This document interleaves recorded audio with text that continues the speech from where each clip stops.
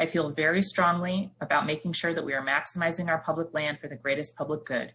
We have a limited but critical opportunity to utilize district-owned land along U Street in one of the most rapidly gentrifying zip codes in the country.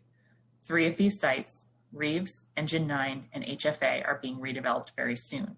I do not want to look back a couple years from now and realize that I could have done more to advance the cause of new affordable housing in Ward 1. We have an incredible opportunity to build more deeply affordable units and expand cultural institutions and Black-owned businesses on U Street.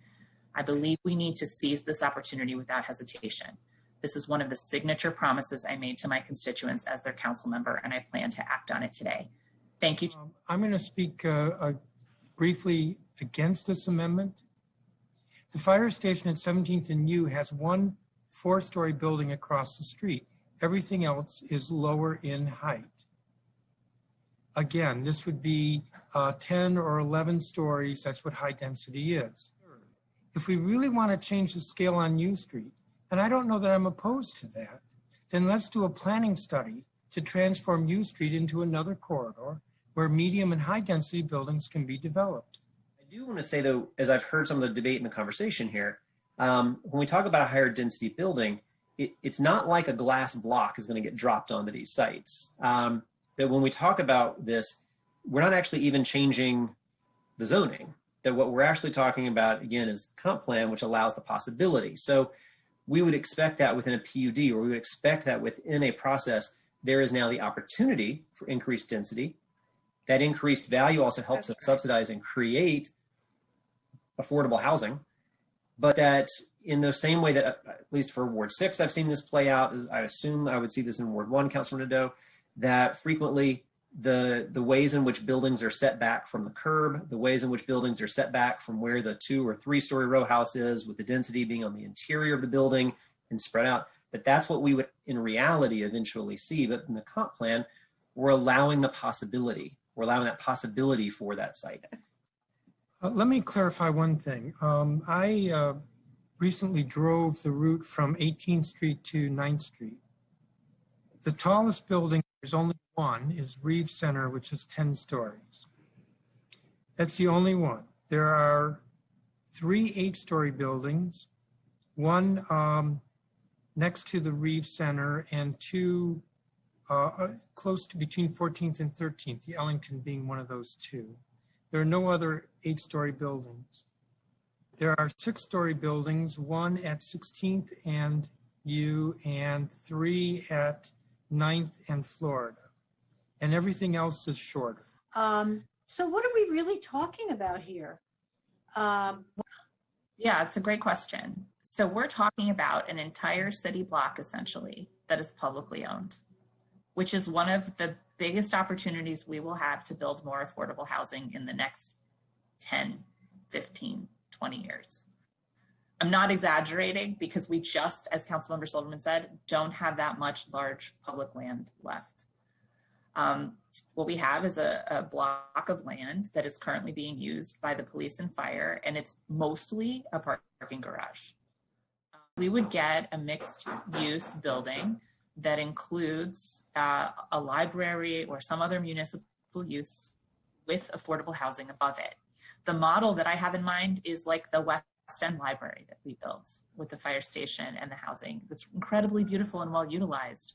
And that every time I point to that, people in the ward go, oh, that would be amazing. The A&C commissioners are completely on board with this, and the neighbors we've heard from over the past couple of weeks are very excited about the idea of doing the full density there, so that we have the opportunity or the potential to do the maximum housing there. There's really no reason to preclude us from having that. I think maybe, Councilman, you know what I was getting at. Like, if you wanted this, the community wants this, OP didn't necessarily recommend it, but why would they oppose it? I mean, I understand the chairman is in regular contact with the Office of Planning. My office is also in regular contact with them. They know that we're doing this. They are fine with it, if not excited about it. Can I ask one last thing? I'm sorry, I know I'm over, but in terms of like the increased density, one of the things I've struggled with, and I've tried to work some of this into the comp plan, is the supply and demand challenge that we face and building more so you can accommodate demand and address some of the costs. What about the larger units though? Is that factoring into some of the things that you're thinking about? And is that been a consideration at all with any of your projects? I know it's been for some of my stuff. I'm happy to talk to you offline about it too. Yeah, let's talk more. I mean, in any community, there's always groups that are for and against. Just want to hear more dialogue from you on what type of support do you have in regards to this amendment. Thank you so much for that question, Councilmember. So we presented this to the Advisory Neighborhood Commission 1C and 1B. Those are the two impacted ones. The police and fire station is in 1C, which is the Adams Morgan A&C. We had a number of amendments to the map within 1C, and Chairman actually incorporated the rest of them. The Columbia Road ones were the ones that were actually controversial. Even among the groups that normally dislike this type of thing, we did not hear concerns about this particular site, which is interesting. I mean, so when you say this site, what site are you referring to? The police and fire station on U Street. So that is really telling to me. And then from there, over the past couple of days, we've gotten a lot of emails of support from residents about the now two sites that are included in this amendment. By roll call, Madam Secretary. Lewis George? Yes. Councilmember Lewis George votes yes. Councilmember McDuffie? Yes. Councilmember McDuffie votes yes. Chairman Mendelson? Yes. Chairman Mendelson votes yes. Councilmember Nadeau? Yes. Councilmember Nadeau votes yes. Councilmember Pinto? Yes. Councilmember Pinto votes yes. Councilmember Silverman? Yes. Councilmember Silverman votes yes. Councilmember Robert White? Yes. Councilmember Robert White votes yes. Councilmember Trayon White? Yes. Councilmember Trayon White votes yes. Councilmember Allen? Yes. Councilmember Allen votes yes. Councilmember Bonds? Yes. Councilmember Bonds votes yes. Councilmember Che? Yes. Councilmember Che votes yes. Councilmember Gray? Yes. Councilmember Gray votes yes. And Councilmember Henderson? Yes.